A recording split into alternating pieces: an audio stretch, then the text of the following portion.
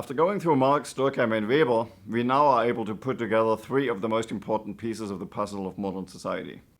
With regard to Marx, the story is not simply that economics matters, or from a sociological perspective, matters too much.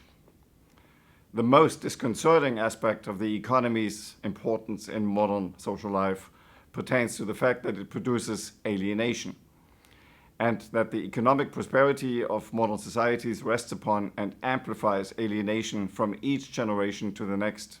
What Marx discovered in the first generation of industrial workers as alienation is that in the next generation it reappears as commodity fetishism, a kind of alienation as second nature. With regard to Durkheim, this story of the modern age is not just that the division of labor affects all areas of life, but with increasing differentiation, correlating with increasing population density, a phenomenon begins to take hold that he called anomie. He studied anomie from the vantage point of sociology as a peculiar kind of social fact. Durkheim noted that the experience of anomie produces a specific kind of suicide. More importantly, what Durkheim discovered is that with accelerating division of labor, the danger of anomie starts spreading, changing the way individuals related to members of other groups. Most individuals are unaware of the change and assume that their attitudes are completely normal. What Max Weber noticed about modern society is that in all regards, how it works and how it is organized is mediated through the Protestant work ethic. In other words, a change in Christianity reloaded, produced effects far exceeding religious life and transformed social and economic life as well. This process produced what he called disenchantment, the destruction of magic and mysteries with everything seemingly subjected to human control. The expression he used was the casing as hard as steel.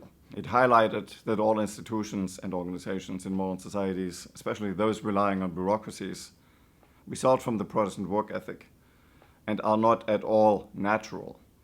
If we put these pieces together, the story that emerges is that modern society is a highly unusual force field, or field of tensions. On the one hand, modern society produces greater prosperity, efficiency, predictability, and control. On the other hand, it also increases the dangers related to alienation, anomie, and disenchantment.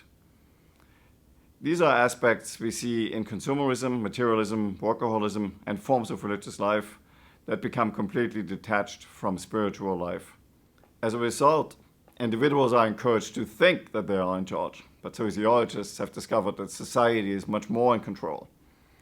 Sociology teaches us to not only look at society from our perspective, but to also look at ourselves and each other from the vantage point of society.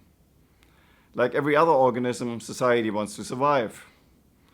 It is willing to do what it takes to be successful and to last for as long as it can. To do so, it puts us in situations that organize our lives, goals, and especially our social relations in ways conducive to the survival of society. Let's see how two American social theorists, Charlotte Perkins Gilman and W.E.B. Du Bois, took further steps by focusing on the historical roles played by women and African Americans in American society.